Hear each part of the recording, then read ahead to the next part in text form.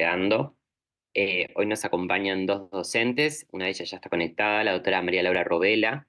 Ella es profesora adjunta de la Unidad Académica de Pediatría B, y ahí ya nos acompaña también la doctora Alejandra Cedrés, profesora adjunta de la Unidad Académica de Emergencia Pediátrica. A las dos las agradecemos por acompañarnos en otro encuentro más, que esperemos que, bueno, que le saquen el jugo. Es un motivo de consulta de los más prevalentes en pediatría, en los menores de 2 años, sobre todo en meses de invierno, pero también vemos a lo largo de todo el año este motivo de consulta en la emergencia y también como un importante motivo de hospitalización.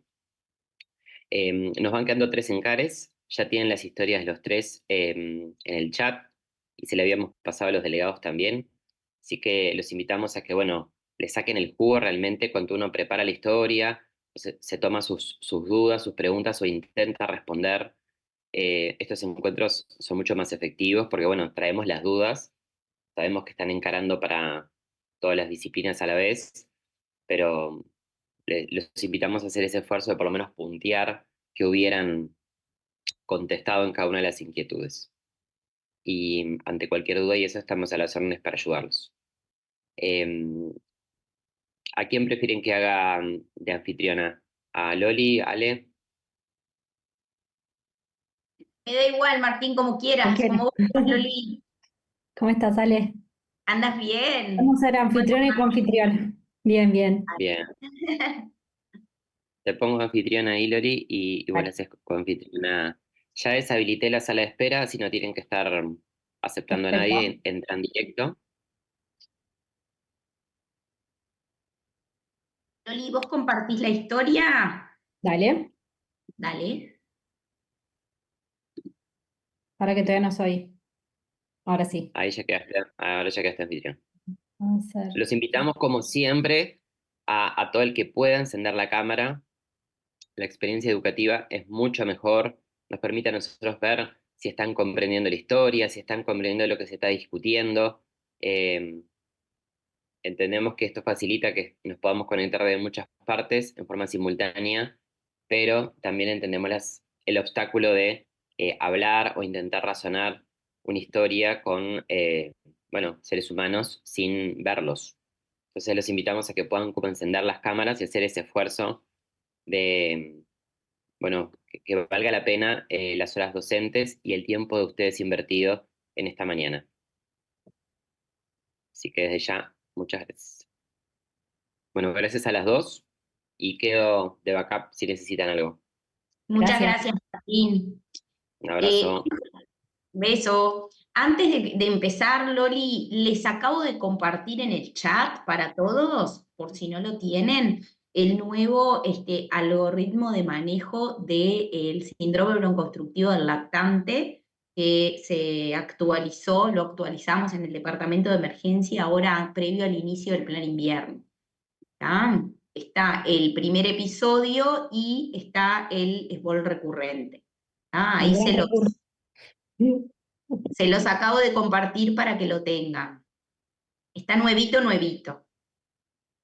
Bueno, y en realidad, perdón, Loli, que otra cosa, que Martín ya lo dijo, pero por favor, si pueden, que me imagino que sí que pueden, abran las cámaras, porque de verdad que si no es como que quedamos como charlando Loli y yo juntas, solas.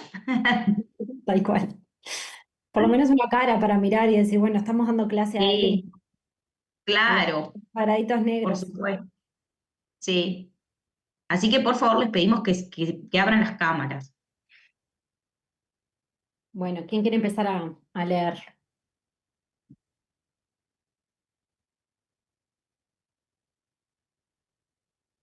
Silencio, Loli. Ni vos ni yo vamos a empezar a leer. Así que ¿Algún que voluntario, voluntaria? se proponga y que lea. Yo leo, no tengo problema.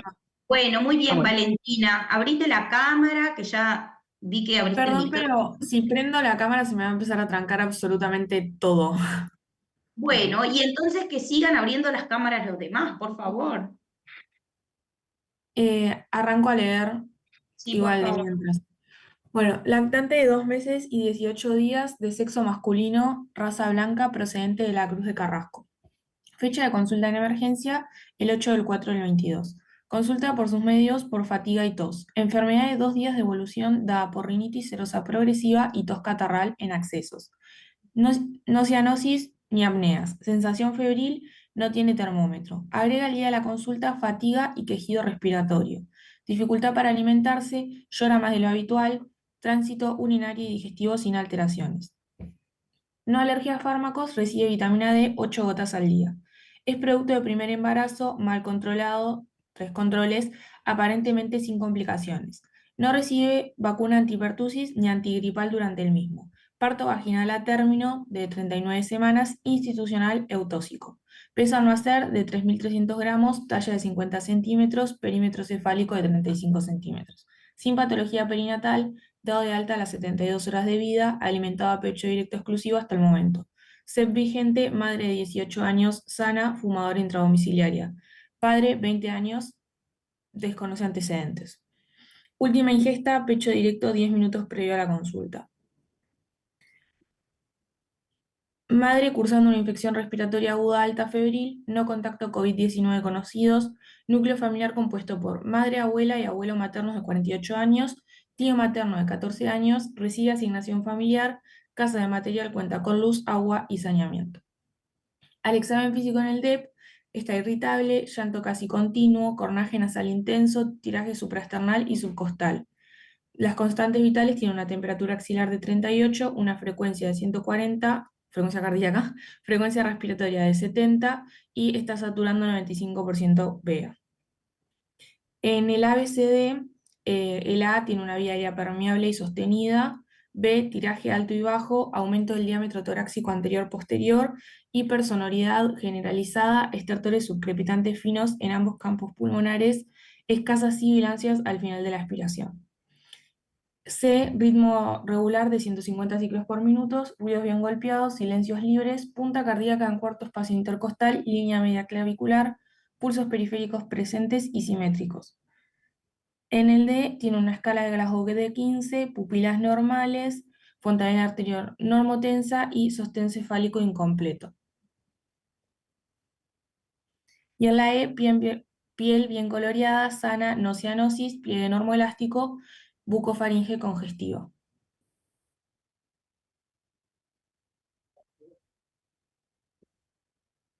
Bien, ¿quién quiere empezar con la 1? Léela, Valentina, si querés, y alguien que abra la cámara y conteste la pregunta número 1. Bien, Porque la primera es: Loli y yo la sabemos contestar. aplique el triángulo de evaluación pediátrica y realice el diagnóstico del estado fisiopatológico del paciente. ¿Qué prioridad asistencial le otorga de acuerdo al mismo?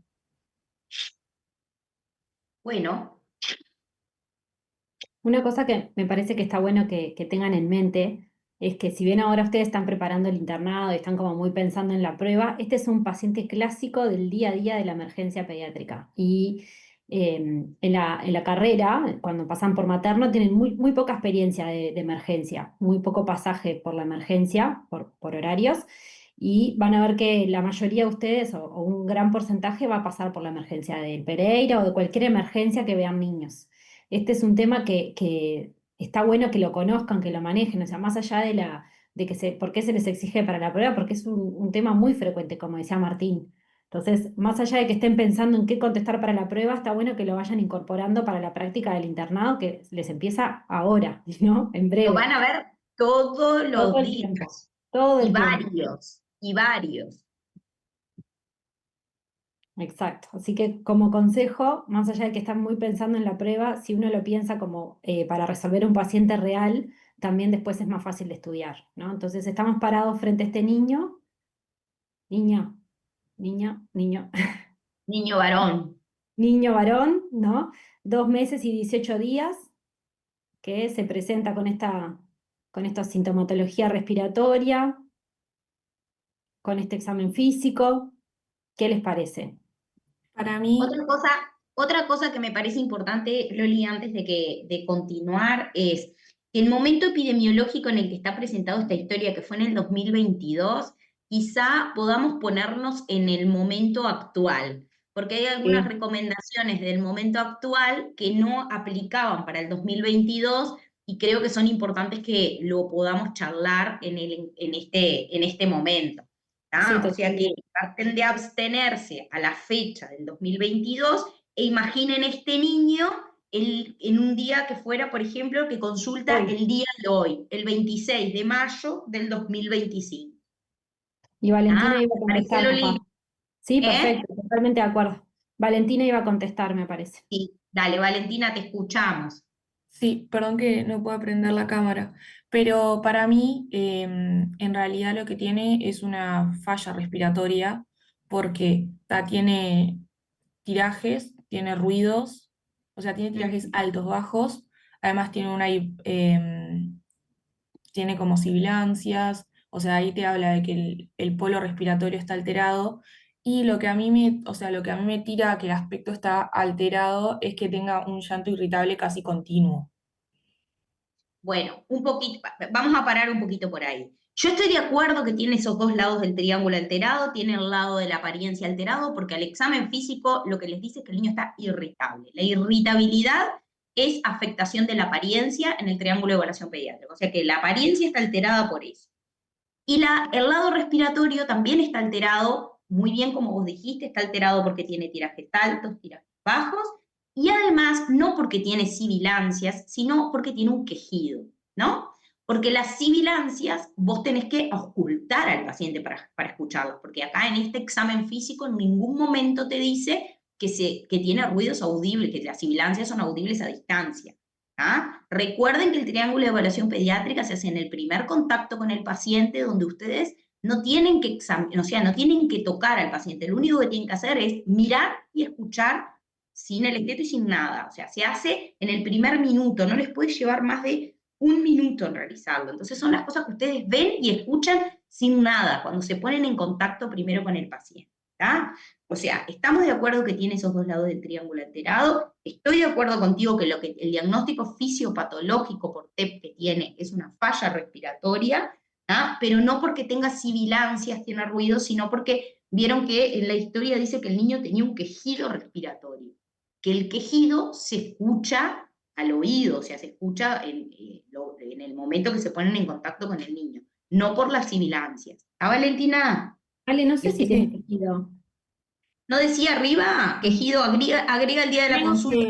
Ah, pero no creo en que el quejido examen decía, físico. pero no Sí, en el examen físico. en el No, examen físico no lo decía, decía arriba. no, Bien. sí, perdón, pensé que las sibilancias, me había quedado un poco más arriba, pensé que las sibilancias decía que eran audibles a No, distancia. no, decía en el examen, en la B, decía que tenía Escasas tiraje sibilancias. bajo y estertores sucrepitantes finos, escasas sibilancias al final de la expiración. O sea que esas sibilancias no forman parte del triángulo de evaluación, o sea, no alteran el triángulo. Si son audibles, sí. Sí altera el lado respiratorio el tiraje alto y bajo. O sea que el lado respiratorio está afectado por los tirajes y el lado de la apariencia está afectado porque tiene una irritabilidad. Y el ¿Sí? cornaje nasal, por más intenso que sea, no altera el No triángulo. altera el Es triángulo, el único exacto. ruido respiratorio que no Que no altera lo el triángulo. altera. Bien, ¿Sí? gracias Valentina. Seguimos. Bárbaro. Para, No, y la la prioridad otra, asistencial, perdón. ¿y qué prioridad asistencial le otorga a este paciente de acuerdo a la presencia por el triángulo de un fallo respiratorio? ¿Qué O sea, nivel sé que asistencial? la prioridad es 2, pero nunca me queda muy claro. O sea, claramente es un niño que tenés que ver más inmediatamente, que no lo puedes dejar como rato ahí esperando en la sala de Bien. emergencia, pero no sé muy bien a qué, si eso te Tiene, lleva a que pases a algún otro lado. mira, tiene una prioridad asistencial 2, estamos de acuerdo, tiene dos lados del triángulo alterado, además de que es un niño de 2 meses. O sea que la prioridad asistencial es 2. La prioridad asistencial nivel 2, lo que hace que vos lo tengas que asistir en los primeros 10 minutos, de 10 a 15 minutos de que se realiza el triage del paciente. ¿Ah? Está bien. ¿Sí? Bien. Bueno, Y ahí entonces, ya enganchamos con qué sector de la emergencia lo exacto. atendería.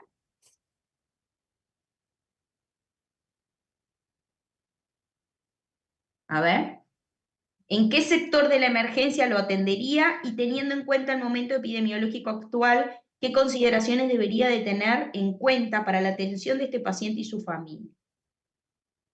Esto creo que el tema del momento epidemiológico aplicaba al El 8 COVID. del 4 del 2022, Loli, Sí. y no al 26 de mayo Tenemos que del actualizarla. 2025. Pero bueno, vamos a obviar la parte esa porque me parece que es como, porque era otro momento epidemiológico, pero igual podemos hablar un poquito de eso. Entonces, ¿dónde lo atenderían? A ver, por favor, otro que no sea Valentina, por ejemplo, acá veo Noé, Bri, Milán Belén, La ahí semana Pía, que Bien, Pía. bien, Pía abrió la cámara. Pía el otro día también fue de las que más charló el otro día cuando tuvimos el de gastroenteritis. sí. Genial. Yo en este caso no estaba muy segura de qué responder. O sea, puse un área en el cual puedas monitorizar al paciente y que lo tengas ahí como constantemente como atendido, que es lo que ya había mencionado Valentina, me parece también que no te puedes ir y olvidarte. O sea, que tenés que estar ahí como constantemente mientras le vas haciendo las medidas, chequeando cómo evoluciona. Bueno, en verdad es un niño que tenés que quedarte al lado de él, ¿no? Entonces, ¿lo vas a poner en la UTI? Sí, capaz que sí, No. ¿no? ¿En la UTI te parece que lo pondrías? Un niño que tiene un fallo respiratorio, que le diste una prioridad asistencial 2. Bueno, no, entonces no. Capaz que no Ah, saben qué es la UTI, Ale. sí, saben, sí. No, ¿Qué es la saben, UTI? sí, pero pasaron por acá por la emergencia, conocieron los sectores. Bien. Pero Lo no, primero que le hacemos cuando llegan es el tour.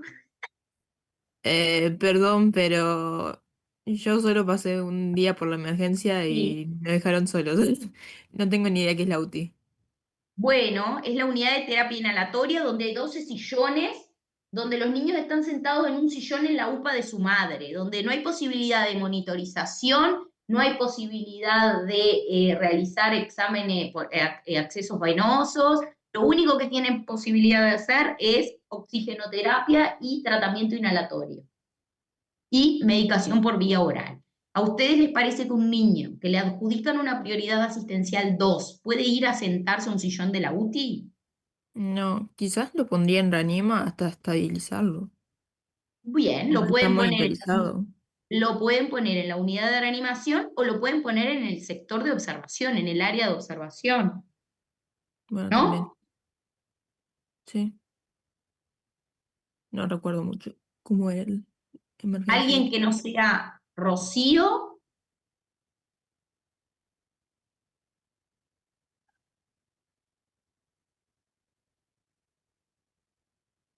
Bueno, lo dejamos en el área de observación entonces, y qué vamos, y lo enganchamos con la siguiente pregunta, de cuáles son las primeras medidas terapéuticas ante su clasificación según el triángulo de evaluación pediátrica. ¿Qué van a hacer con ese niño? O sea, en ese caso lo dejas, o sea, en reposo semisentado para que le ayude a respirar. Acá acceso vascular, yo tenía como que por el triángulo de evaluación, o sea, por el diagnóstico fisiopatológico del triángulo, le pones un acceso vascular. ¿Y qué sería lo primero que harían? ¿Ponerle un acceso vascular? Este niño tiene un fallo respiratorio, Un Ponerle oxígeno. ¿no? oxígeno. No. En todo caso, si precisa aspirarle las secreciones porque tiene 2 meses y ponerle Mm. oxígeno. Bien, o sea que lo posicionan, le ponen oxígeno, ahora me van a contar cómo lo van a oxigenar, le van a hacer aspiración de secreciones. ¿Qué más van a hacer en este primer momento? El oxígeno tenía que era a partir de si disminuía 94% ventilando el aire. Él está por arriba de eso, por eso yo no pensaba ponerle. Pero está capaz Bueno, que puede evolucionar mal muy rápido, se lo pones igual o. Pero tiene bueno, tiraje, o sea, está Ah, con la saturación, pero con los tirajes supongo que está compensando. Va, no sé, es más como una pregunta que... Muy interesante la pregunta. exacto. Muy bien.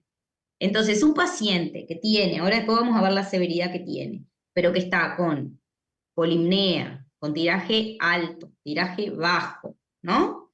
Que está con un fallo respiratorio, por más que sature 95, ¿qué les parece? Esa saturación de 95 está siendo a expensas ¿de qué? O De sea, el niño está hipoxia. saturando 95, pero tiene la musculatura accesoria para eso. Yo creo que lo que vos querés prevenir es el agotamiento. Bien, entonces, Yo sí le pondría oxígeno. bien, porque además la pregunta, si ustedes la leen bien, dice, ¿cuáles son las primeras medidas ante su clasificación según TEP? O sea, ustedes le hicieron, no lo saturaron todavía. Están con un niño que tiene 2 meses, que tiene un fallo respiratorio según el Triángulo de Evaluación Pediátrica. No van a esperar a seguir haciéndole los controles para poder decidir qué van a empezar a hacer con ese niño. Es la idea, ¿no? Un niño con una prioridad asistencial 2, que tiene un fallo respiratorio, que tiene 2 meses, la van a llevar a un sector de observación donde se pueda monitorizar, donde lo puedan posicionar, aspirar las secreciones y poner oxígeno. Después continuamos con el examen físico. ¿Ah? Y estoy de acuerdo que un niño, por más que sature 95, está saturando 95 a expensas de todo ese trabajo respiratorio que tiene. ¿Ah? No es algo arbitrario, que si tiene igualmente la recomendación, no es poner oxígeno cuando satura 95, menos de 95 ni menos de 20, es a partir de 93, esa es la recomendación actual, ¿sí? Entonces, igualmente ustedes no van a esperar que sature 93 para ponerle oxígeno a este paciente que está con una frecuencia respiratoria de 70, que tiene tiraje alto, tiraje bajo, ¿sí?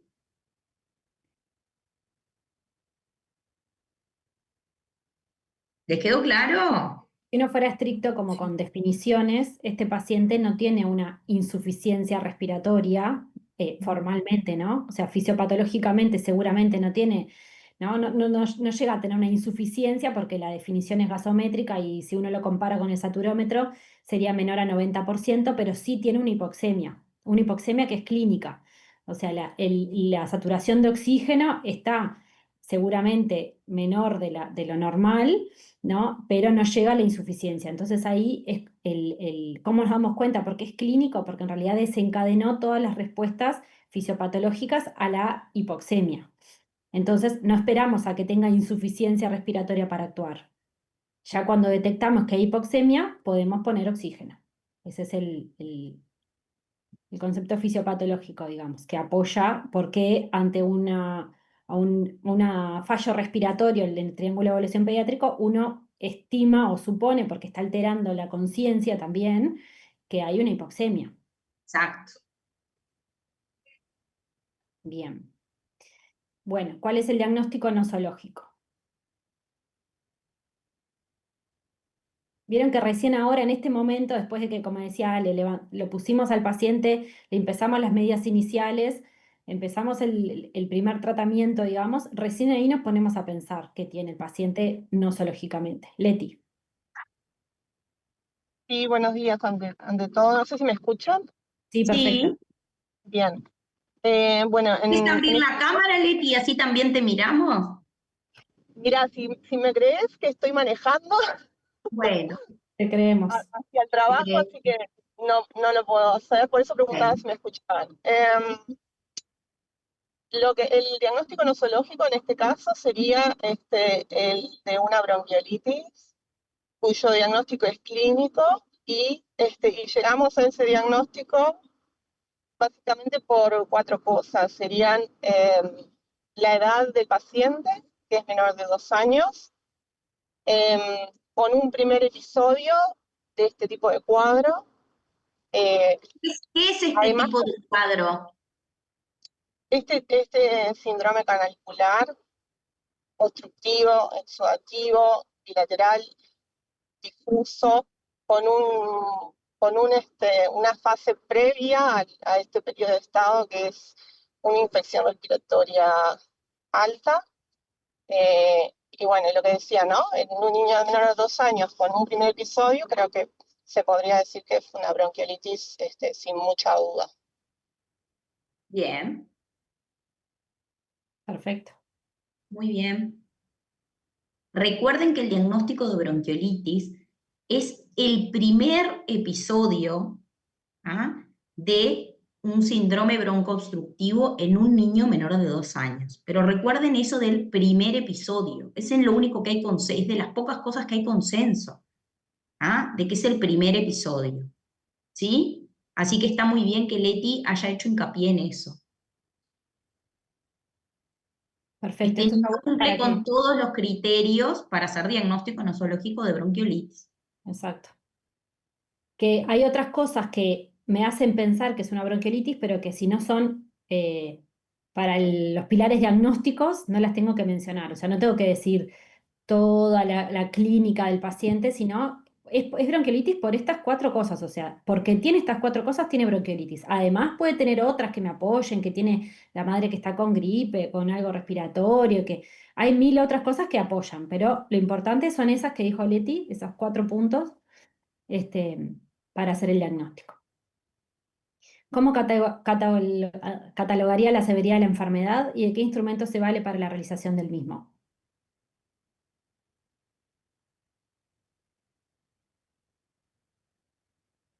Está fácil. Acá con el score de Y Tal, ¿no? Con el score de Tal, perfecto. ¿Cómo es se el cataloga? score tal modificado, ¿sí? Y qué severidad tiene este paciente aplicando el score de tal modificado, PIA o cualquier otro. Yo la tengo mal en realidad porque me di cuenta que leí mal y conté como que tenía el leteo nasal que no tiene, entonces lo tengo mal, le había puesto 6, pero no tiene 6. Tiene 5 igual, debe tener 5. A ver, vamos a hacer la cuenta. A mí me Para, dio pero 6. yo puse A que ver, tenía Me dio 6 6. igual también. ¿Sí? a ver. Sí. Sí, porque, o sea, Por la frecuencia por la respiratoria, frecuencia respiratoria menor de 6 meses, entre 56 y 70, van 2 puntos. Tiene 70. Sibilancia en fin de expiración, 1 punto. Vieron que, a ver, vamos a detenernos en la frecuencia respiratoria, porque Ah, ahí no le bueno, da 2 puntos, le da 3, porque era es 3. Ah, ok. menor de 70 y tiene 70. O sea que ahí tiene 3 puntos por la frecuencia respiratoria. 3 puntos por la frecuencia respiratoria. Después, Tiene ¿qué otra sibilancia. cosa además de la frecuencia respiratoria evalúa el score de tal modificado? Tiene 60 de frecuencia, ¿no? 70. 70. Acá lo tengo en la pantalla. 70. O sea, la respiración evalúa si es en menor o mayor de 6 meses. ¿Eso? A ver, primero vamos a ordenarnos un poco. El score de tal modificado no se lo tienen que saber de memoria, porque nada tienen que saber de memoria. Eso lo van a mirar. Nadie se va a saber de memoria. Uno puede estimar si es un leve, moderado, severo, rápido, pero siempre lo van a ir a mirar, ¿sí? Porque en verdad la aplicación del score de tal es algo que se hace no en la primera, o sea, en el primer contacto con el paciente. Uno no va a esperar a hacer el score de tal, a calcular el score de tal modificado para tomar una conducta con este paciente, sino que las primeras medidas las hace según el triángulo de evaluación pediátrica como hablamos. O sea, uno tiene tiempo de ir a mirar el score de tal y poder evaluar la severidad. Entonces, nadie se lo tiene que aprender de memoria. Lo que sí tienen que saber son qué 4 puntos, qué 4 cosas valora el score de tal. Entonces, para ir por orden, después lo vamos a sacar, vamos a hacer las cuentas, pero ¿qué evalúa el score de tal? La frecuencia respiratoria, que según si es mayor o menor a 2 meses, le da diferentes puntos, ¿no? ¿Qué otra cosa evalúa el score de tal? Una Las pregunta, sibilancias. disculpen, una pregunta. Lo de la frecuencia respiratoria, que vos dijiste que eran 70 y ya ahí eran 3 puntos. O sea, yo tengo que son 2 puntos entre 56 y 70, y después mayor a 70 son 3 puntos. En este caso es 70. Para que voy a Wow. compartir, está en lo que compartí, en el protocolo está al final. ¿Vieron que yo les compartí algo por el chat? A mí ¿Querés que no lo me parece. compartale? Mayor a 70. Igual la diferencia no les va a cambiar en nada si un punto más pues les va a dar igual. Pero si quieren, déjenlo ahí, justito, 70, 2 puntos. Pero yo quiero que me digan qué son las cosas que valora. La Ahí ven frecuencia. el score de tal. Yo en el documento que les compartí, que es el nuevo algoritmo, el nuevo protocolo Sí, ¿Dónde lo tengo está? acá abierto, pero no sé si lo ven. Al final. Ah, lo tenés. No, no se ve, Loli. Ahí. No, está Es verdad que dice menor, es hasta 70. ¿Ahí la ven? Sí. Ahí sí, Loli. Bueno, ahí tienen lo que valora, la frecuencia respiratoria, según si es menor o mayor a 6 meses, la presencia de sibilancias, la presencia de tirajes y la saturación de oxígeno.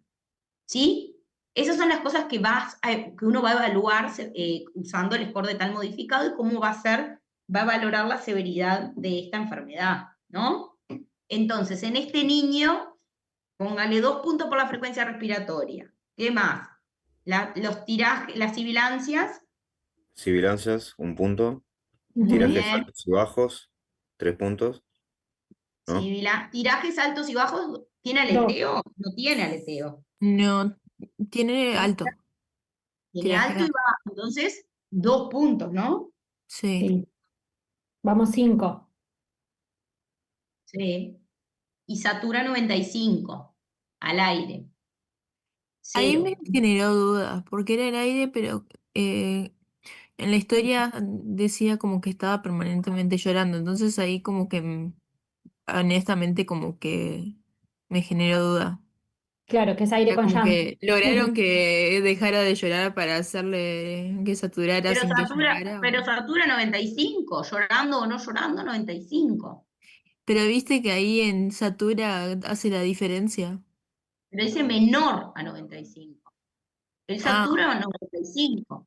El otro ah, dice ok. mayor a 95 igual, no dice 95 Sí, tampoco. por eso. Por Bueno, no eso me importa, queda la duda a mí también. igual les voy a decir algo. ¿Les cambian algo si les da 6 o les da 5? No, sigue siendo moderado. Ah, no. Bueno, muy bien. Sigue siendo moderado. Entonces, la severidad, aplicando el score de tal modificado, es 5 o 6 moderado, ¿no? ¿A todos les dio moderado? ¿A alguien le dio leve o le dio severo?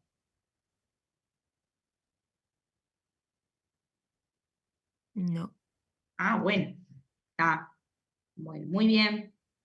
Si querés, Loli, deja esto ahí abierto porque para poder seguir Sí, sí, lo tengo ahí. Y una Ah, pregunta, obviamente no entra en el score de tal, pero lo del rechazo del alimento que presenta el lactante con los quejidos, y eso son elementos de severidad, ¿no? No entra en este score, pero son elementos a tener en cuenta, ¿no?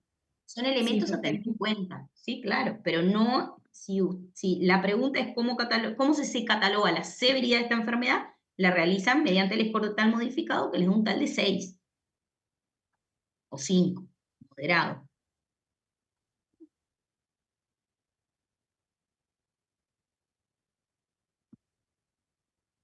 Lo vas a tener en cuenta para lo que vos vas a seguir, cómo vas a seguir asistiendo al paciente. Vas a tener en cuenta, ahora después creo que viene la pregunta, qué cosas vas a tener en cuenta para el ingreso, para el tratamiento, para las medidas que vas a hacer. Pero Claro. no te habla de severidad, no te cataloga la severidad de la enfermedad. La severidad de la enfermedad la realizás usando el score de tal modificado. ¿No? ¿Alguna otra duda? Loli, no sé si quieres decir algo No, no, vos, no. Yo cualquier ¿no? cosa aporto. Dale. Bueno, Seguimos, que es seguimos. larga la historia. Sí. Solicitaría estudios paraclínicos en la emergencia, cuáles y justifique la utilidad de cada uno de ellos. Yo en principio no, em, porque al no ser severa, en realidad, como que no, o sea, no es como más sintomático el tratamiento, me parece, ¿no? Muy bien. A ver, Leti.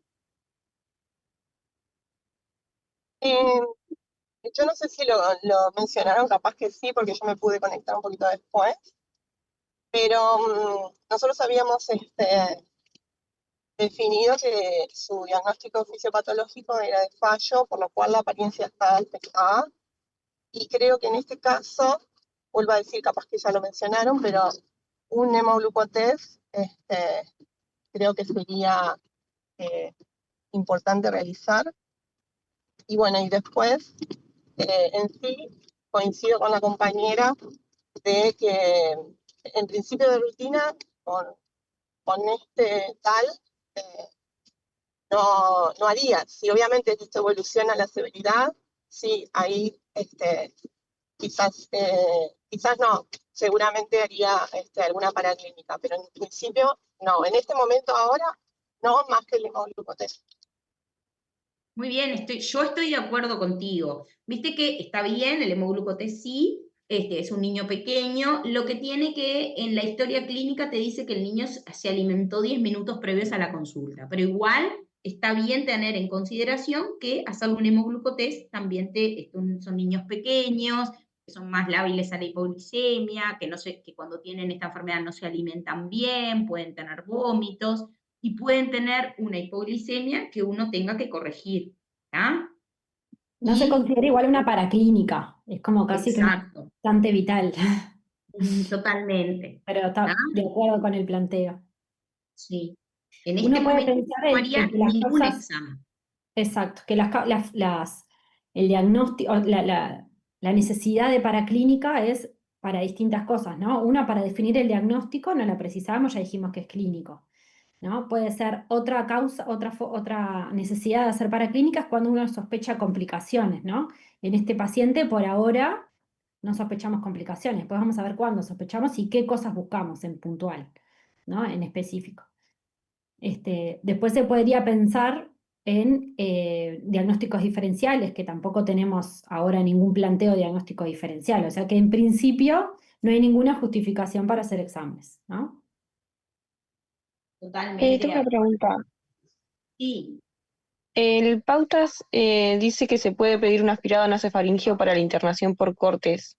¿Eso se Pero vos hace todavía acá? no decidiste la internación. Está bien eso sí, después lo conversamos, pero todavía estamos Ok. el paciente todavía ahora, viene está en ahora. la primera asistencia, está en la primera hora de tratamiento. No sabemos qué vamos a hacer con este niño todavía. Ahora dice el examen físico, luego las primeras medidas terapéuticas. ¿Alguien lo quiere leer?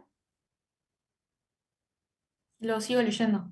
El Dale. examen físico luego de las primeras medidas terapéuticas es una frecuencia cardíaca de 135, una frecuencia respiratoria de 60, satura 95 Bea y tiene una temperatura de 36,5. Mejoría del cornaje nasal, mantiene tiraje bajo intermitente, no tiraje alto, se auscultan subcrepitantes finos bilaterales y se decide ingreso a sala de cuidados moderados. La antropometría del ingreso es un peso de 5.500 gramos, una talla de 57 y un perímetro craneano de 39 centímetros. Escriba las indicaciones para el ingreso, mencione los controles necesarios para el caso.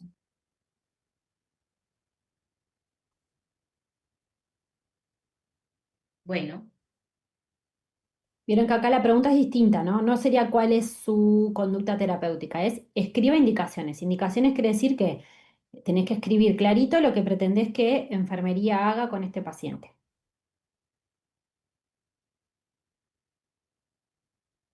Se puede pensar que las indicaciones también son con respecto a lo medicamentoso, pero también a lo higiénico y a lo dietético, ¿no? Recuerden que es todo, las indicaciones uno escribe todo. Y acá sería reposo 30 a 30 grados, aspiración ¿y con suero fisiológico se le pueden hacer lavados también o solamente aspiraciones quedaría? sí, con suero fisiológico. Ah, Instilan suero fisiológico para realizar las aspiraciones. está. Eso, alimentación fraccionada después, Ujú. Mm. antitermoanalgesia, si se requiere. Creo que él igual no estaba con dolor, pero estaba capaz Pero que estaba con fiebre. estaba con un poco de fiebre, sí, ahora Ah, justo la Bien. eso, después controles de frecuencia cardíaca, respiratoria, saturación de oxígeno, conciencia, no sé si Temperatura. temperatura, ahí va.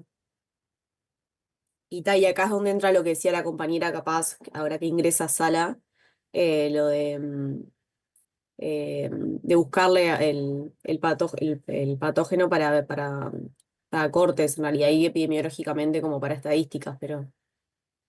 Bien, esa la decimos en la próxima, pero está Ah, bien. ok. Bueno, muy bien. ¿Algo Y una más de las pregunta. indicaciones? Vale, perdón. No, no, no, eso iba a preguntar si alguien le haría algo más o le pondría algo más en las indicaciones. No, no hay que indicarle bronquilatador, salbutamol. Quería que saliera esa pregunta. Si no la iba a hacer. ¿Vos, Santiago, le indicarías a este paciente con diagnóstico de bronquiolitis una prueba con broncodilatadores? Y dado que es moderado, no, supongo, o sea, supongo que sí, ¿no? Según ¿Suponés Carlos, o no, hay evidencia o tenés evidencia de lo que lo leíste y hay evidencia Mala. científica de que tiene indicación de ser broncodilatadores? A ver, Leti levantó la mano, Hay capaz que evidencia, ella te sí, quiere contestar. ¿Hay hay evidencia porque evidencia? según el score Abrí, y la clasificación, el tratamiento era diferente. Entonces, ¿viste, en este caso sí. viste lo que yo compartí en el chat cuando empezamos el encaré? Abrilo y miralo. Ya lo pongo, para. Igual capaz que Leti te quiere contestar porque levantó la mano. A ver, Leti. En realidad quería compartir de lo que había podido ver, que por lo menos, no sé si es más o menos reciente, que el uso de beta 2 estaría en cierto modo indicado, pero es para mayores de 6 meses, o sea que en este caso, siendo que nuestra paciente es menor, no sería, porque en realidad tiene que ver un poco con la fisiopatología de la bronquiolitis, no aplicaría eso. Lo que entiendo que la evidencia última dice respecto de la prueba, capaz que en la práctica finalmente, si no respondía a nada, terminan haciendo, pero en principio no estaría indicado. Eso es lo que yo entendí por lo menos. Bueno, Santiago, ¿miraste el algoritmo de tratamiento, el algoritmo que envié ahora? ¿Lo viste? Sí, lo estoy viendo. O sea, tienen Bueno, score de ¿y qué dice? 5 o 6 moderado y acá dice salbutamol inhalado. ¿Lo Este, estás mirando Acá, bien? vamos a mirar acá, Primer mira. esbol, mira, esbol, primer episodio de bronquiolitis. Acá. Vamos a analizarlo rapidito. Step estable o inestable. En el inestable, que era este paciente, el tratamiento, posicionamiento, aspiración suave de secreciones, antitérmico, considera oxigenoterapia. Entonces eso ya lo hicimos.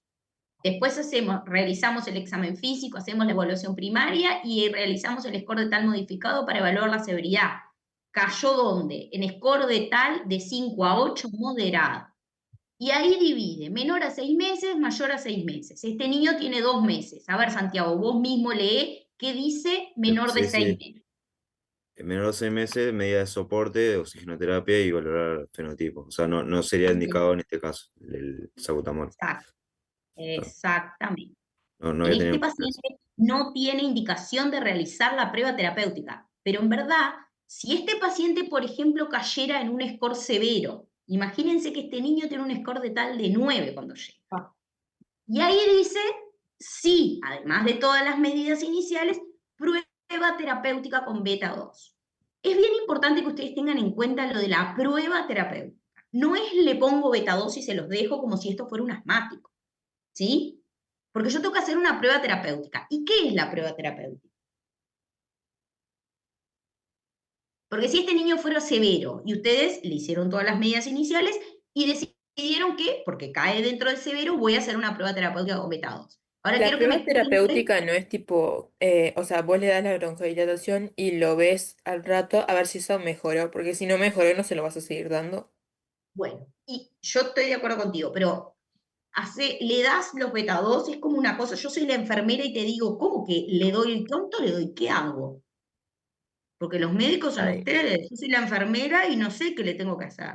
sí, claro, pero yo traté de entenderlo, pero ya después de hacerlo era como que, bueno. Vieron que lo dice Gonzalo. clarísimo, como es la prueba terapéutica, hasta el pauta lo dice. Tenía entendido Gonzalo que tiene la sean mano levantada. A ver, buenas. Gonzalo. ¿Se me escucha ahí?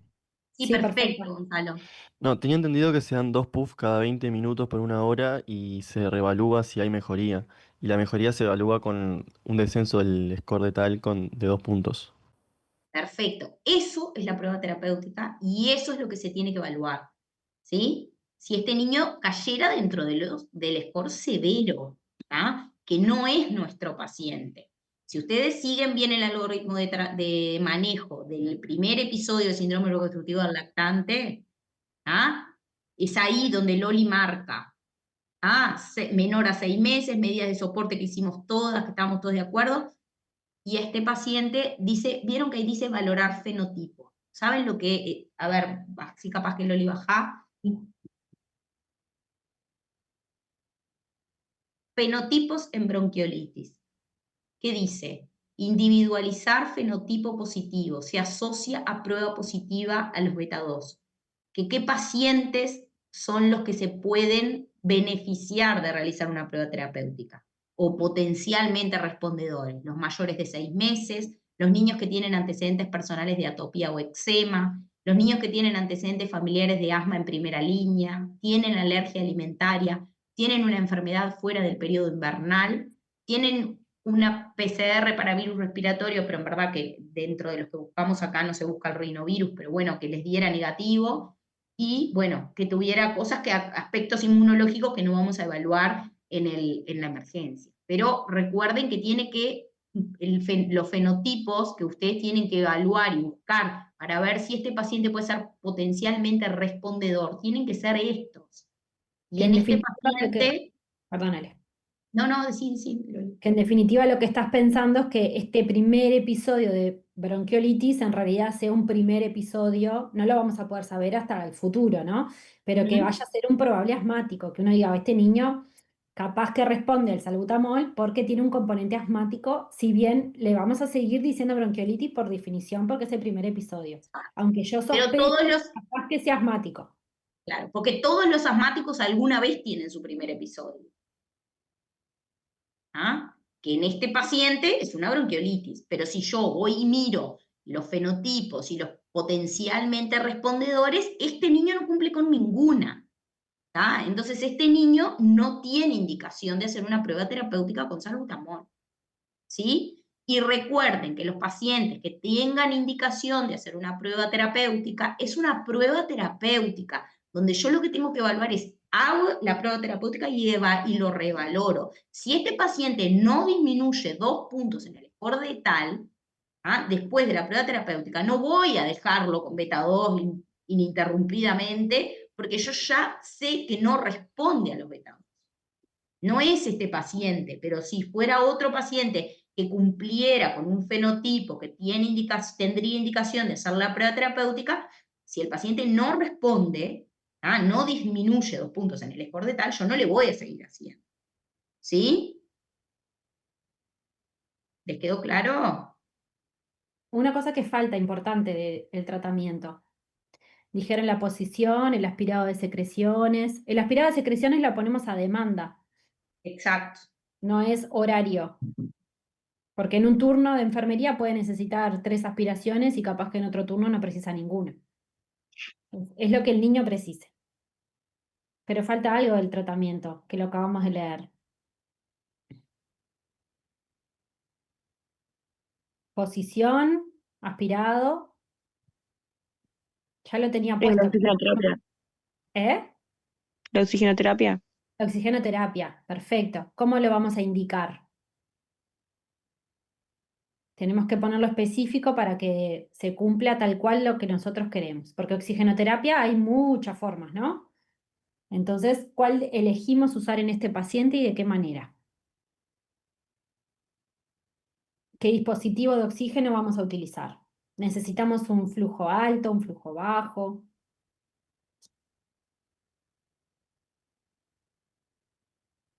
O nada, ¿qué le pondrían?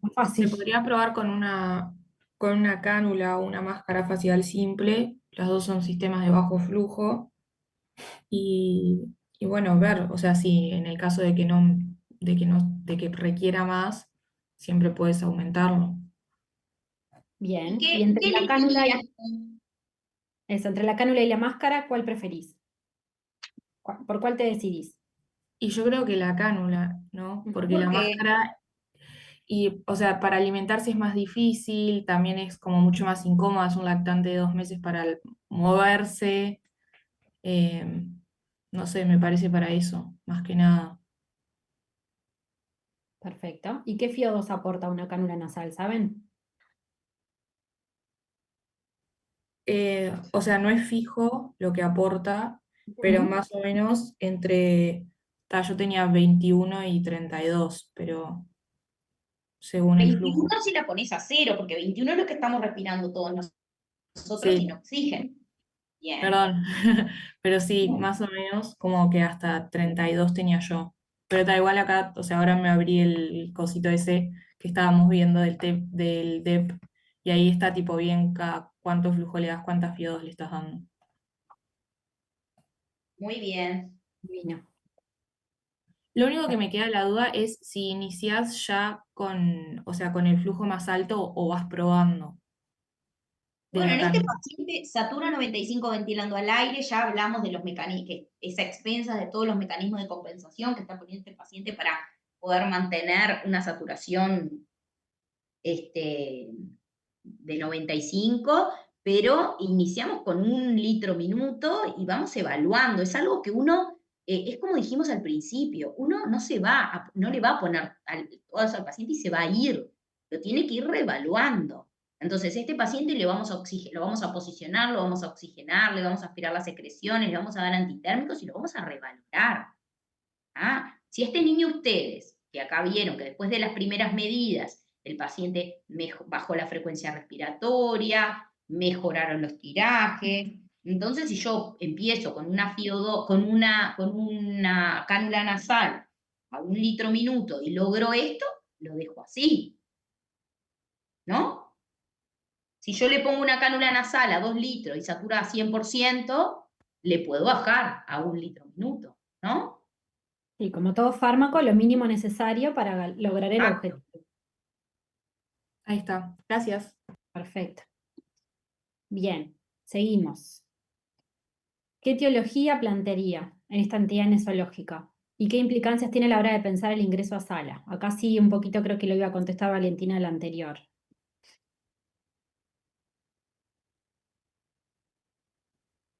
¿Cuál, perdón? Me perdí. ¿Qué etiología plantearía ante esta entidad nosológica y qué implicancias tiene a la hora de pensar el ingreso a sala de internación?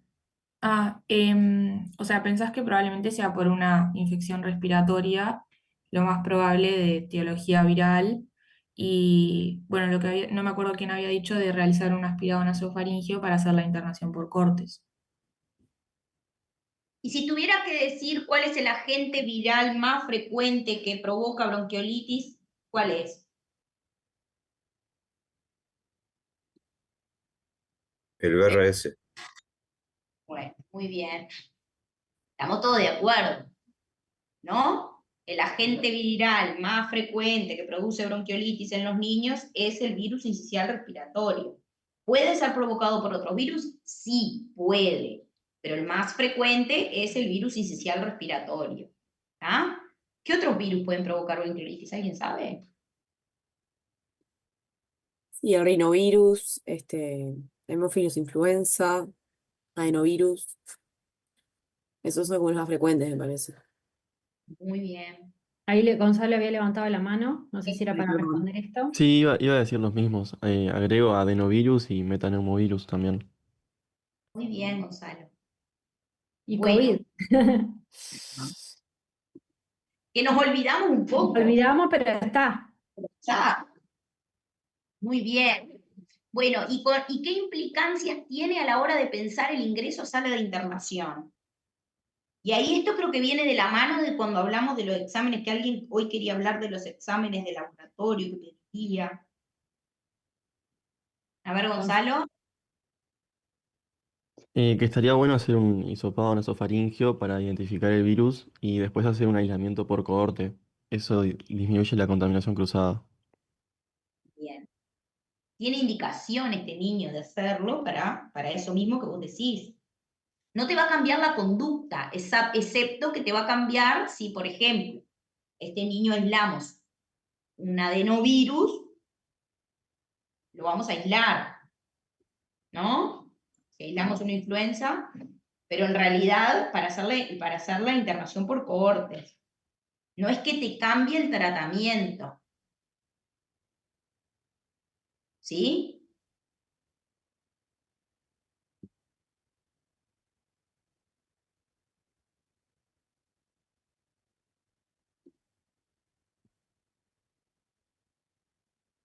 Loli, no sé si vos querés decir algo. No, estoy de acuerdo.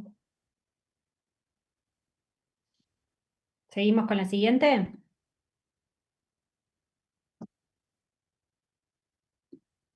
Bueno, ¿cómo define insuficiencia respiratoria y cuáles son los mecanismos etiopatogénicos y fisiopatológicos por los cuales se puede producir la insuficiencia respiratoria en esta enfermedad?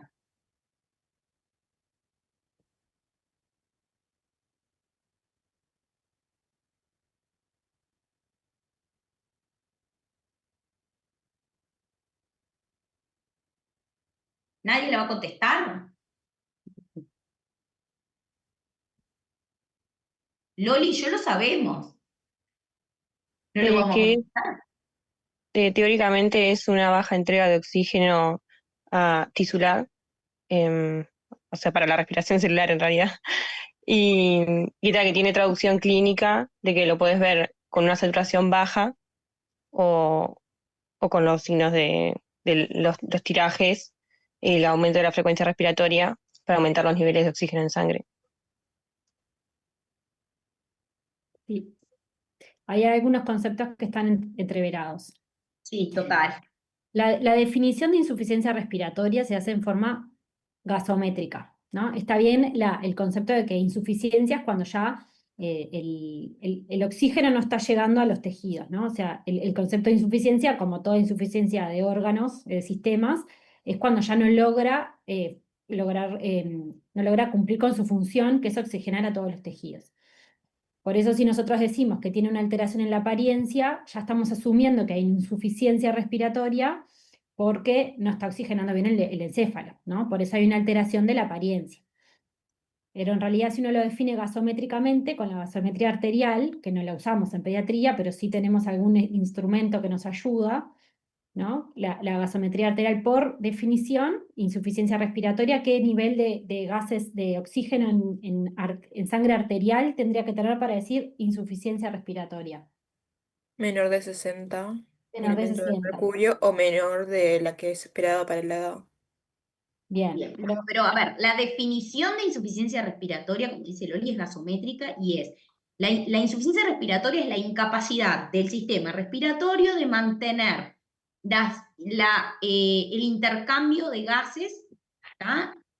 Necesario para las necesidades, ¿tá? Del organismo, que se define gasométricamente y que es cuando tenemos una presión arterial de oxígeno menor a 60%, a 60 milímetros de mercurio, asociado o no a una presión arterial de CO2, ¿sí?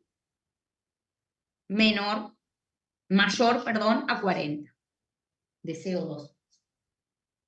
¿Sí? Y ahí definiríamos insuficiencia respiratoria tipo 1, tipo 2. Pero en verdad es la presión arterial de oxígeno menor a 60.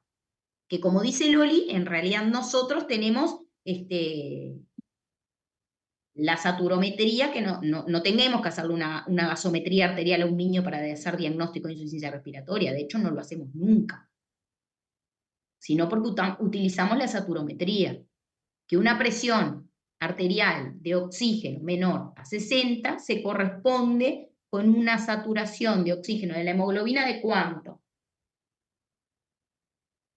90. Muy bien.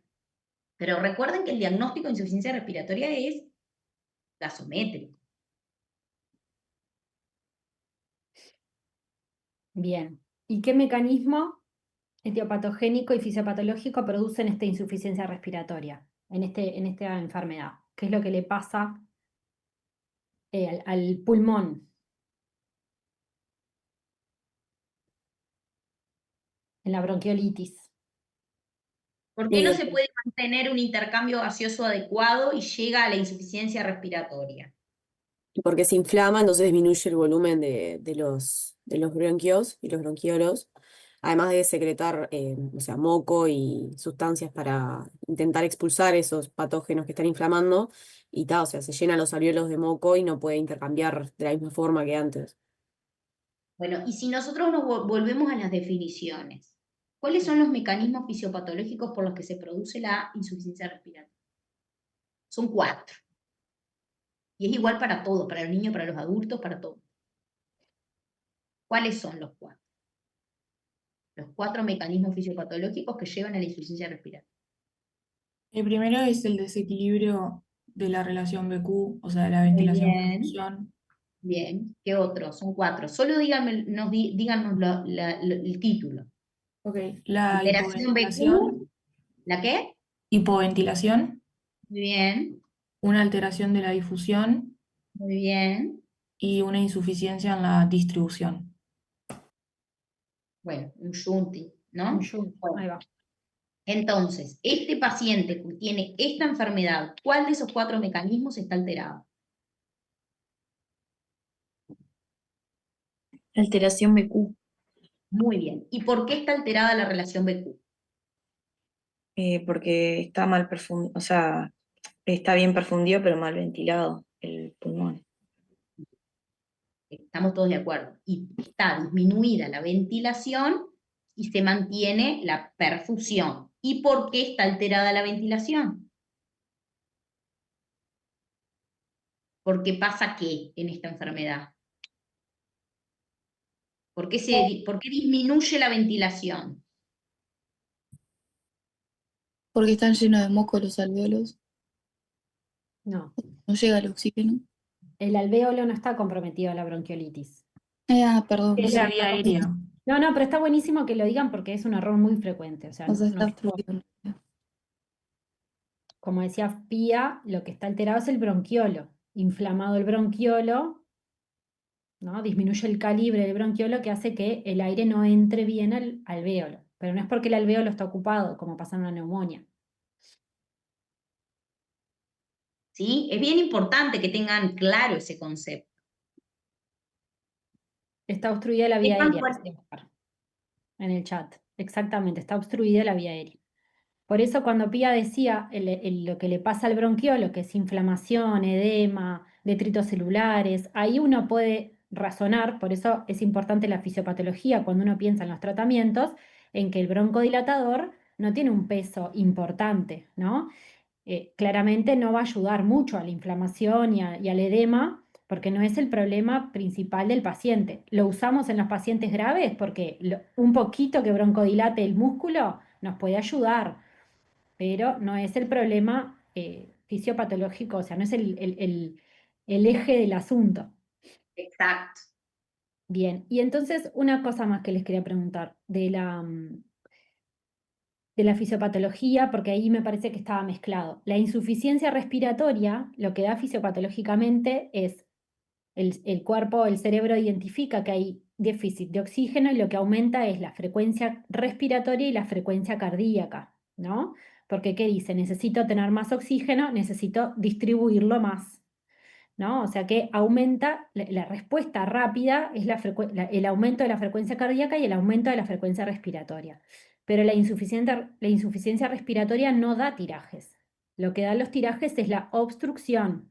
¿Por qué? Porque en realidad lo que hace la obstrucción es disminuir o aumentar, digamos, la resistencia de la vía aérea y hace que cuando el paciente necesita aumentar la presión intratorácica, necesita aumentarla para vencer esa obstrucción y llenar de aire los pulmones. Entonces ahí es donde uno ve las retracciones, que en realidad no son uso de musculatura accesoria los tirajes. Los tirajes lo que ven es el colapso o cómo se retrae la pared pulmonar, la pared torácica, intentando aumentar la presión negativa, ¿no? Los tirajes no es uso de musculatura accesoria, no es que los intercostales hacen fuerza entre sí. Sí, los tirajes altos, en realidad, bueno, los tirajes altos, cuando empiezo a usar el esternocleidomastoideo, ahí sí es uso de musculatura accesoria. Pero eso es una respuesta fisiopatológica de la obstrucción y no de la insuficiencia respiratoria.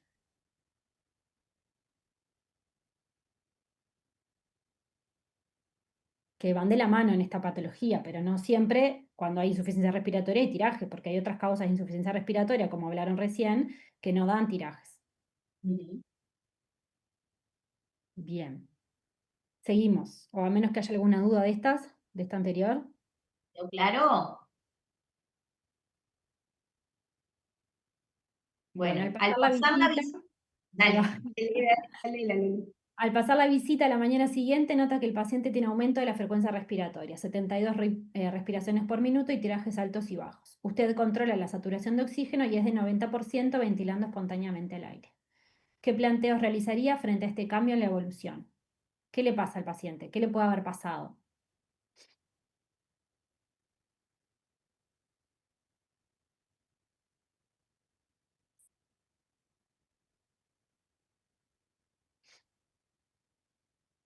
Cuando uno está estudiando lo teórico y lee la parte de complicaciones, te parece como que uno se tiene que aprender una lista de cosas que le pueden pasar al paciente, pero en realidad es para uno tener en cuenta estas cosas. ¿Es esperable en la evolución que tenga esta evolución? ¿Es esperable o no? No, Gonzalo. O sea, en la libre evolución de la enfermedad, en teoría va a ir siempre mejorando. El hecho de que tenga este cambio en la clínica habla de que probablemente tenga una complicación y dentro de ellas es frecuente la telectasia. Bien. ¿Qué otra cosa le puede haber pasado? o una coinfección respiratoria con algún otro germen. eh, Eso y lo que mencionó el compañero son como que lo que más se me viene a la cabeza. Después no se me ocurre qué otra cosa puede ser.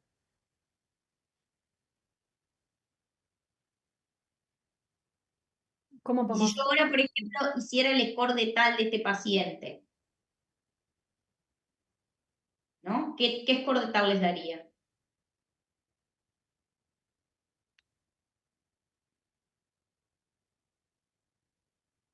Empeoró, ¿no?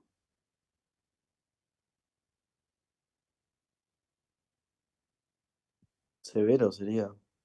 Bueno, probablemente sería severo. Bueno, ¿y qué planteos realizaría frente a este cambio en la evolución? Pensamos en las complicaciones, ¿no? Satura 90% ventilando al aire, ¿se acuerdan de lo que hablamos recién? La complicación más frecuente es la insuficiencia respiratoria de la paciente, ¿no?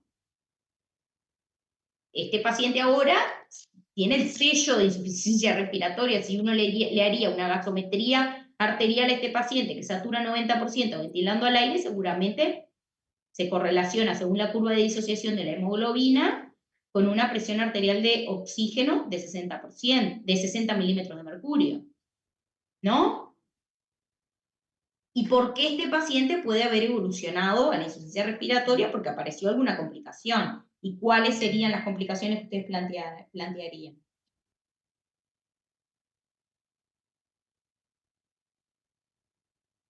Está bien lo que dijeron, atelectasia, infección bacteriana.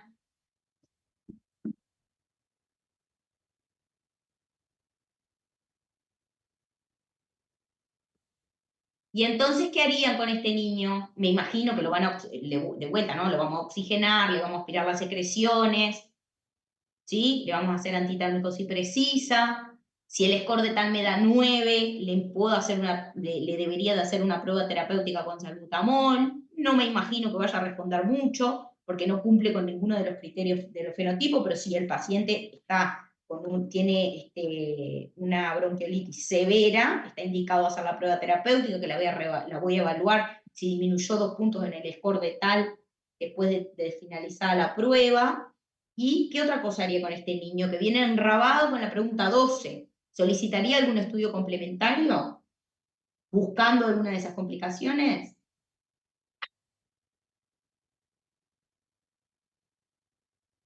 Sí, acá sí le. A ver. Dale pía si querés. Dale vos, tranqui. Dale. Y no, que en realidad digo, lo que estuvimos nombrando eran la sobreinfección y la telectasia, que ambas se pueden ver con una radiografía de tórax. Así que yo creo que le pediría eso. Bien. Este paciente bien que dice ventilando al aire. Yo me imagino que habrán dejado sin oxígeno, pero le van a poner oxígeno, ¿no? Y le van a pedir una radiografía de tórax. Yo también estoy de acuerdo, le pediría una radiografía de tórax. Eso y un agaso, capaz para confirmar si tiene o no. Pasa, no sé si gaso venosa te sirve, porque a los niños tengo entendido que no se les hace eso. Mencionaron ustedes también la arterial, no sé qué. ¿Qué te aporta la gasometría venosa? ¿Por qué a veces pedimos gasometría venosa? O sea, considerando los valores normales para la gaso venosa, te puede dar también, o sea, si tiene hipercapnia, ponele, y también, o sea, en base a lo que saquen de oxígeno, o sea, lo que te sobre en la sangre venosa, no sé si puedes hacer también una correlación La de... gasometría venosa nos sirve para evaluar la presión arterial de oxígeno. Ujú. Eso ténganlo claro, porque la Ah, presión arterial de oxígeno nosotros lo estimamos según la saturometría, porque para hacer diagnóstico necesitaríamos una gasometría arterial para evaluar la presión arterial de oxígeno.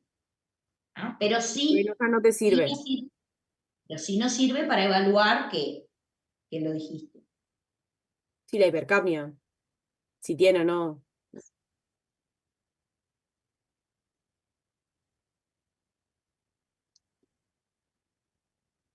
Y el equilibrio ácido-base.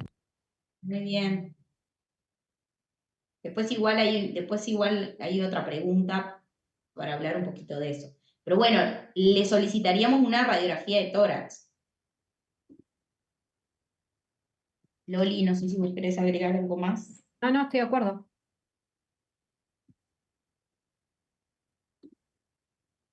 ¿Seguimos? Seguimos.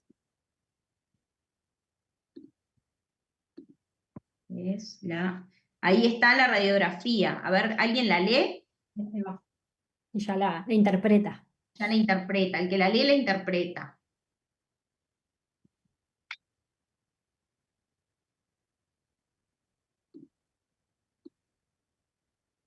A ver, Gonzalo, que sos el primero que me aparece acá léela.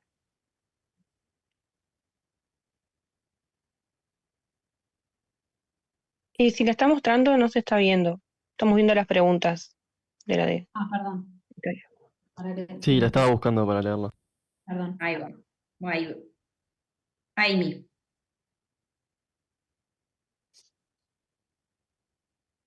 Bueno, es una radiografía de tórax de frente, tiene mala técnica y está rotada. Se observan costillas horizontalizadas, aumento de los espacios intercostales, cúpulas diafragmáticas aplanadas, mediastino con silueta cardiopericárdica normal. A nivel de campos pulmonares se observa hiperclaridad pulmonar bilateral con trama broncovascular fina, aumentada de forma bilateral y difusa, que irradia del ilio hacia la periferia. Opacidad del lóbulo superior derecho con disminución de los espacios intercostales a ese nivel. Según interpreto yo, tiene como elementos de hiperinsuflación pulmonar, o sea, todo lo que son la costilla horizontalizada, el aumento de los espacios intercostales, el descenso de las cúpulas diafragmáticas, solamente el diámetro cefalocaudal está aumentado, y la hiperclaridad también, la hiperclaridad pulmonar bilateral. Y después la opacidad en el lobo superior derecho, este, a mí me orienta que puede ser una telectasia, sobre todo porque tiene como que esa retracción que los espacios intercostales están disminuidos. Perfecto. Eso es típico de la Bien. telectasia. Y también es compatible con este cambio clínico abrupto, ¿no? Perfecto. Bien. Bueno, de acuerdo a Entonces, esa mala evolución que tuvo, además de la radiografía de tórax, decidieron realizar una gasometría venosa que tiene un pH de 7,27, una presión de oxígeno de 61, una presión de CO2 de 49, un Basex de -10, un bicarbonato de 15. ¿Qué diagnóstico plantea frente a esta gasometría? ¿Y qué conducta adoptaría?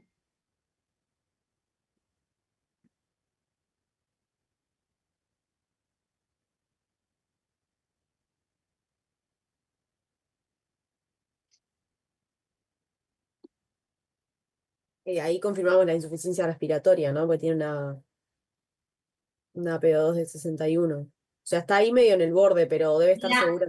Es una gasometría venosa. Ah, claro.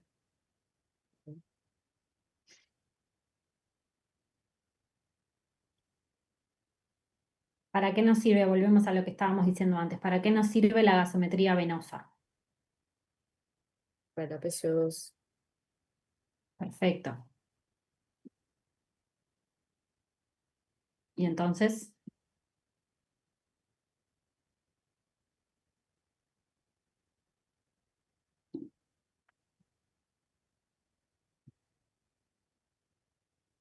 Puede ser que tenga una acidosis mixta. Tiene la CO2 aumentada y el bicarbonato ahí descendido.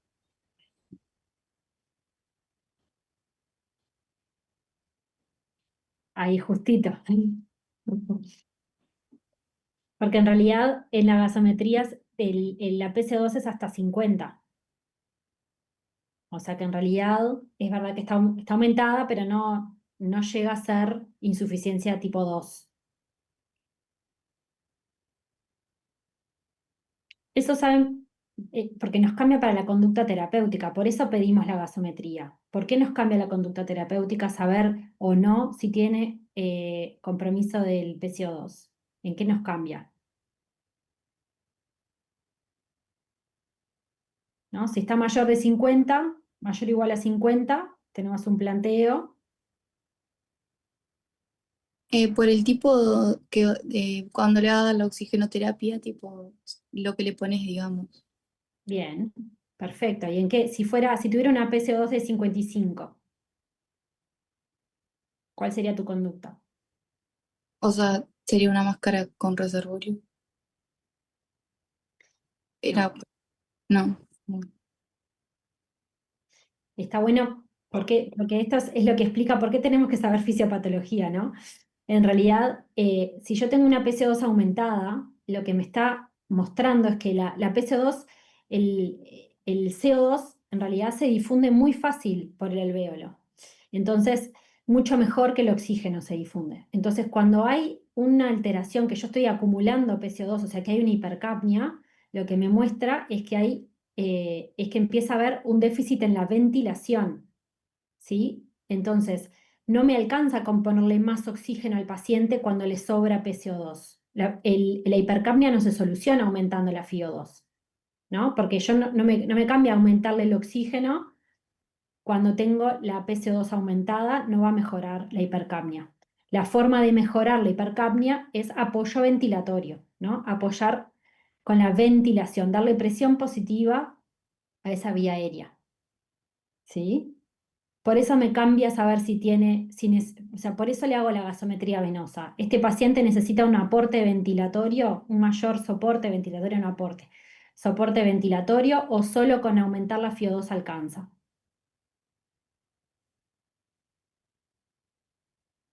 No, le tenés que poner una máscara de flujo controlado, ¿no? Como dijo la compañera. Eso lo... Claro, no. En realidad eso es bien para el retencionista crónico. Ahí se están mezclando un poco con adultos. El retencionista crónico que tiene una hipercapnia crónica, si vos le pones una máscara, necesita una máscara de flujo controlado, porque si yo le aumento en forma brusca el oxígeno a un retencionista, puede hacer un paro respiratorio. O sea, porque su único estímulo respiratorio es la hipoxemia. Si yo le mejoro la hipoxemia, puede empeorar la situación en un paciente crónico, como puede ser un EPOC, por ejemplo, que no es el caso de este lactante de 2 meses. En pediatría es muy poco probable que usemos una máscara de flujo controlado, en realidad. No sé, Ale, corregime vos que este es tu terreno. No, totalmente de acuerdo, totalmente de acuerdo. Si nosotros vamos a cambiar el soporte respiratorio de este paciente, lo que queremos es lo que dice Loli. Si intentamos cambiar el método de oxigenación de este paciente para mejorar esta insuficiencia respiratoria que tiene, lo que quisiéramos es aportar presión positiva, ¿no? Tratar de reclutar más alvéolos, mejorar la hipoxemia por otros mecanismos, ¿no? Las máscaras de flujo controlado, totalmente 100% total lo que dijo Loli, es así. Nosotros en pediatría no usamos máscara de flujo controlado, porque esa sería la razón, el mecanismo fisiopatológico es ese que explicó Loli. ¿Ah? Lo que si nosotros tuviéramos que cambiar, perdón, si nosotros tuviéramos que cambiar el soporte respiratorio de este paciente, ¿qué harían? ¿Qué soporte respiratorio le pondrían? Ahí pusieron en el chat BNI. Bueno, ventilación no invasiva, ¿o qué? Más fácil. Y que le sienta muy bien a los chiquitos con bronquiolitis, a los lactantes con bronquiolitis.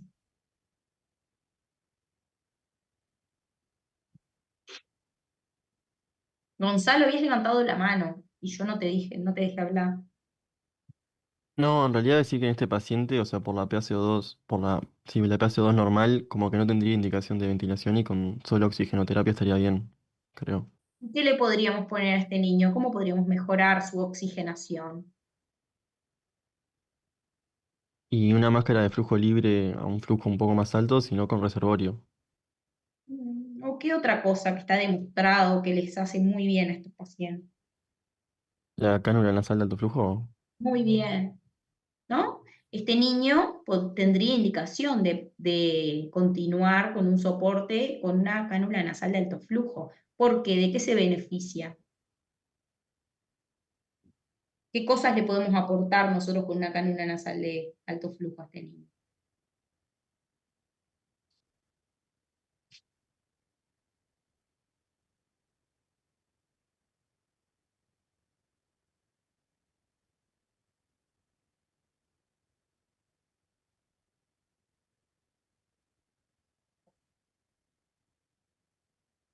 A ver, Silvana Ortiz, que escribe en el chat.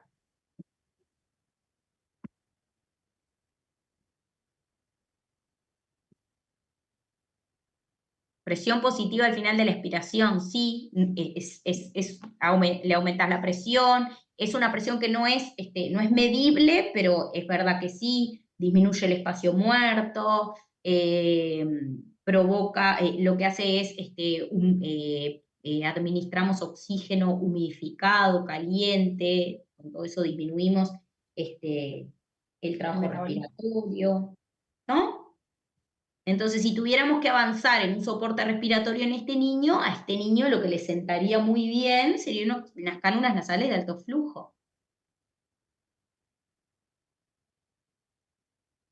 Pero también tenemos que corregir esto metabólico que tiene, ¿no? Porque lo que es claro que tiene esa acidosis que tiene un componente metabólico importante. ¿Qué harían? Además, ¿yo le pondría una cánula nasal de alto flujo? Sí. Pero además tenemos que corregir eso metabólico que tiene, esa acidosis metabólica.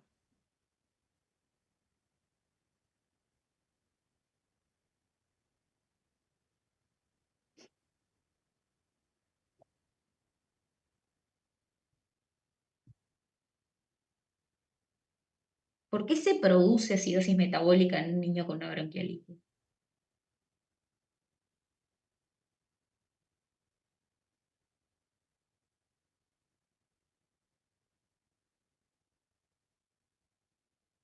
¿Cuáles son los mecanismos por los que se produce una acidosis metabólica en estos pacientes?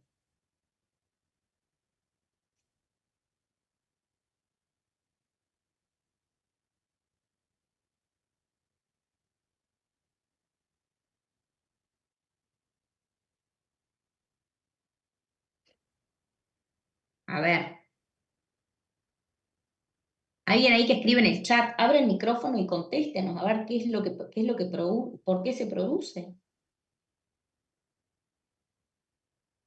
¿Qué pasa cuando no le llega oxígeno a los tejidos? Puede Más allá ser de que que sea porque aumenta el lactato, porque se produce como glucólisis anaerobia. ¿Acompañado a qué? Eso es una de las causas. ¿Acompañado a qué más?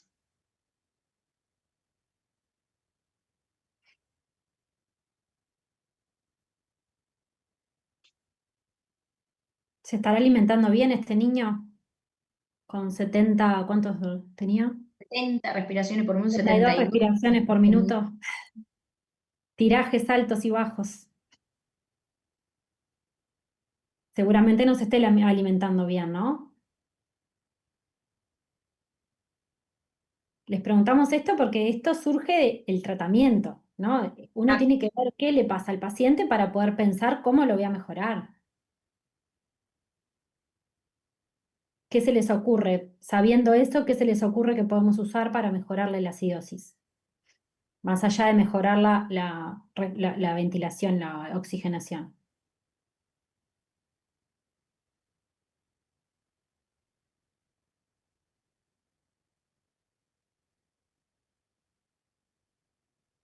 Sí dijimos, está en ayuno.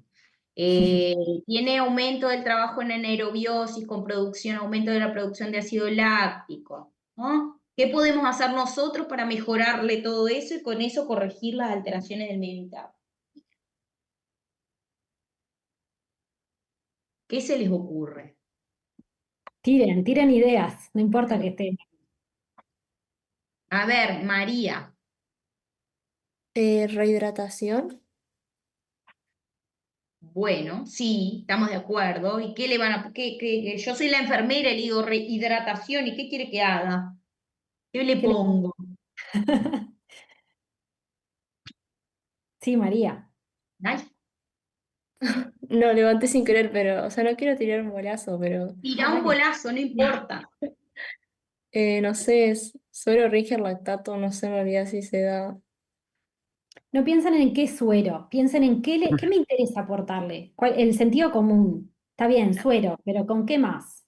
Con bicarbonato. ¿Bicarbonato les parece? A este niño que le está ¿Qué le falta? faltando. Glucosa, suero Muy glucosa. bien. Glucosa, bien. Perfecto. O sea, ¿qué suero le conocen que tenga glucosa? Glucosado al 5%. Muy bien. Perfecto. ¿Y qué le vamos a agregar a ese glucosado al 5%? ¿O, no, o se lo van a poner solo?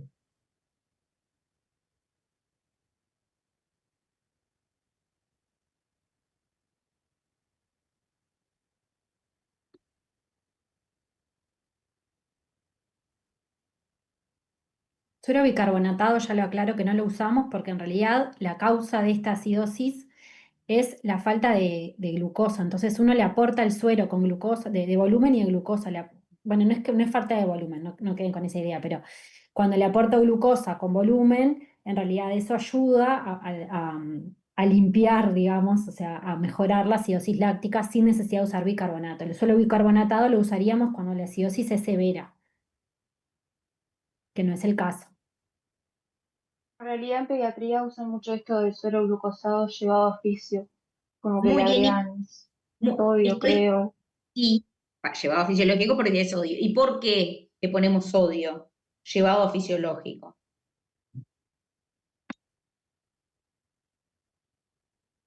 Porque el glucosado tiene muy poquito, creo.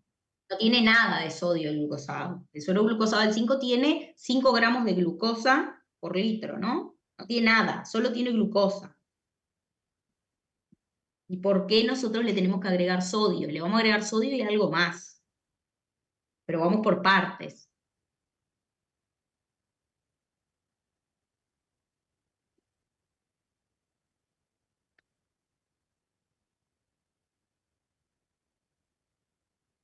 ¿Qué riesgo tienen los pacientes que tienen una patología aguda?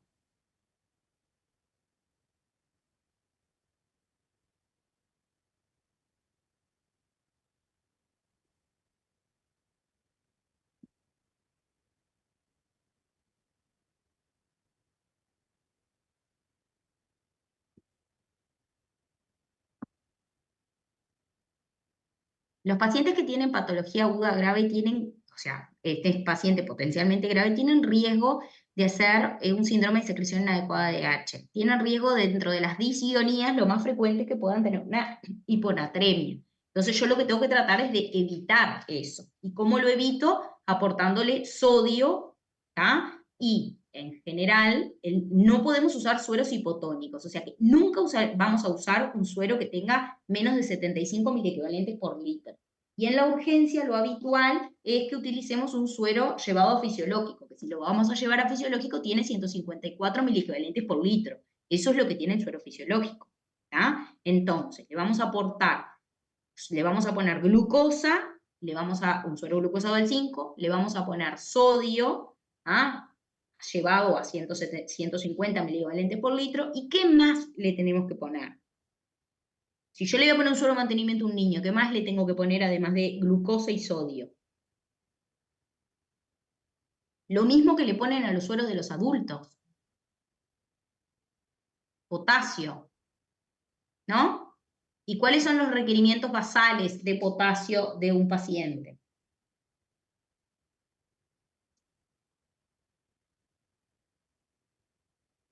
Entre 2 y 4 miliequivalentes por kilo por día. Y además, cuando los pacientes que son menores de 1 año, le tenemos que agregar gluconato de calcio, de 100 a 200 miligramos kilo día. ¿Está? Entonces, a este paciente le vamos a poner un suero glucosado al 5, llevado fisiológico, que sería llevado a 150 milivalentes por litro, más 2 miliequivalentes de potasio kilo día, más gluconato de calcio. ¿Está? Y el volumen que le vamos a aportar lo vamos a hacer siguiendo los requerimientos basales, que lo hacemos según la fórmula de Folia y Sega. ¿Está? Que en este paciente sería, que tiene 2 meses, que pesa 5 kilos, 100 mililitros kilo en 24 horas. ¿Está? Loli, no sé si querés aportar algo más de acá. No. Bueno.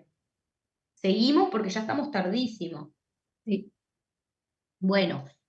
¿Qué pacientes tienen mayor riesgo de morbimortalidad por esta enfermedad?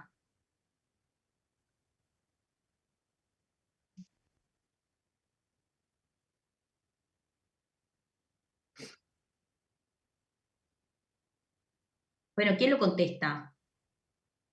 Ya les contesté lo del suero, ahora contesten ustedes. Pacientes que tengan alguna cardiopatía congénita, también alguna enfermedad neuromuscular, que hayan sido prematuros, bueno, que tengan inmunodeficiencia. En este paciente que estábamos viendo, por ejemplo, o sea, factores como de riesgo así de, bueno, que sea menor de 6 semanas, que tengan una cardiopatía congénita, antecedente de prematurez, tampoco había. Loli, si querés ponerles compartí el... Perfecto. Ahí están y ya los miran y los leen de ahí. Ahora que no lo puedo abrir.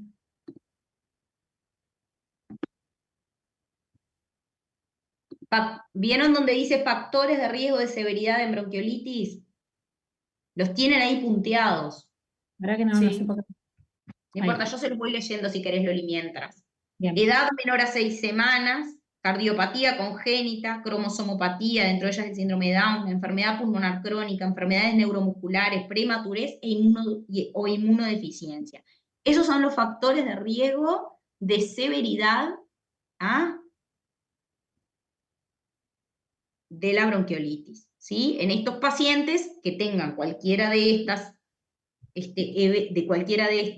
situaciones, ya saben que tienen mayor riesgo de evolucionar desfavorablemente. ¿Ah? Bueno. Seguimos, que no, ya tenemos que desconectarnos. Sí. ¿Cuándo le otorgaría el alta a este paciente y cuándo indicaría control con pediatra tratante?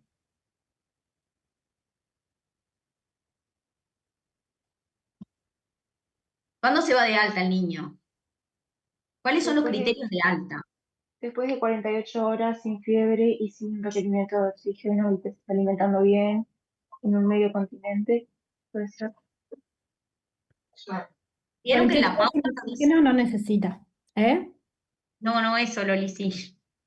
No, está bien que tiene que tener un buen estado general, estamos de acuerdo, que no tenga más fiebre en las últimas 24 horas podría ser, que tenga estabilidad clínica mantenida, pero no necesariamente 48 horas sin oxígeno. Si yo lo tengo 2, 3, 4 horas sin oxígeno y en realidad el paciente responde bien, no aumenta la frecuencia cardíaca, no aumenta la frecuencia respiratoria, no aumenta el trabajo respiratorio, en realidad ya sé que puede sostener estar ventilando espontáneamente al aire, ¿no? Y como decían también, que yo garantice que se va a poder, es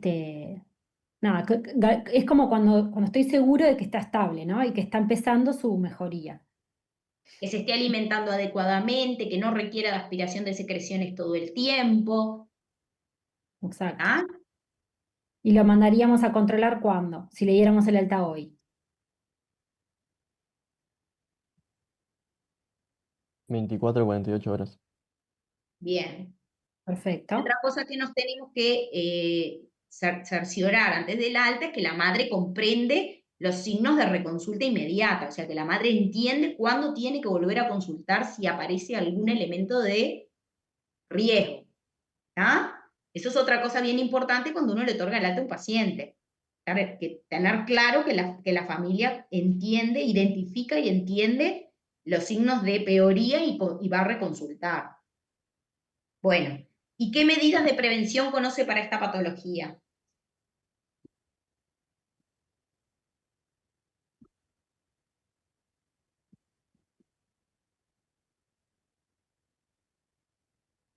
El paralizumab, esa es la única que conozco que se da a veces, pero creo que es como cuando ya tienen muchas o varias broncolitis a repetición. Las indicaciones de También se puede palivizumab vacunar. no son las bronquiolitis a repetición, tiene sus indicaciones específicas. ¿Ah? Pero en verdad, para esta patología, ¿cuáles son las medidas de prevención? Que Puede haya ser una la adecuada higiene vacunación. intradomiciliario y evitar el humo de tabaco, evitar visitas de familiares con infecciones respiratorias, todo ese tipo de cosas. Bien. Lactancia exclusiva materna también hasta los 6 meses. Vacunación en el embarazo, muy interesante. ¿Qué vacuna ahora está nueva, que no está puesta en este encario porque es viejo, pero qué vacuna importantísima para disminuir La la infección grave bronquiolitis? por virus respiratorio sincicial en los menores de 6 meses. Nuevecita de paquete. Y ojalá todas se las dieran, las embarazadas. Ahora está la vacuna para el BRS, ¿no? Para las embarazadas. Tienen indicación las embarazadas entre 32 y 36 semanas. Está indicado que se vacunen, lo ideal es que se vacunen 2 semanas previas al parto, ¿no? Para que tenga el tiempo de generar anticuerpos y transmitírselo al recién nacido. Y protege de la enfermedad grave por virus incisional respiratorio en los niños menores de 6 meses. ¿Ah? Otra cosa que disminuye todos los riesgos de infecciones.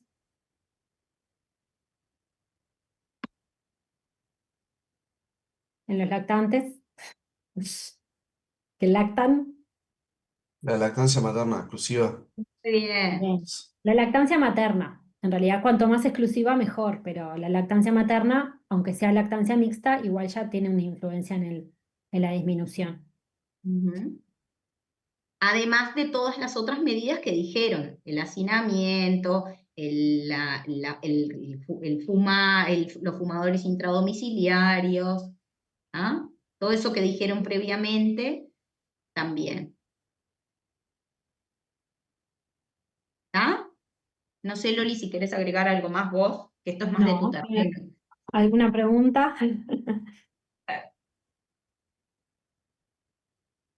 Después, si quieren, lean lo que es el palivizumab y quiénes tienen indicación de palivizumab.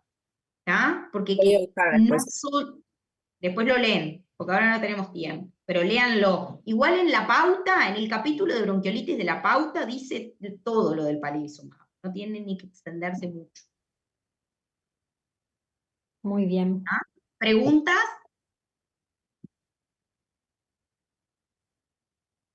No, muchas gracias.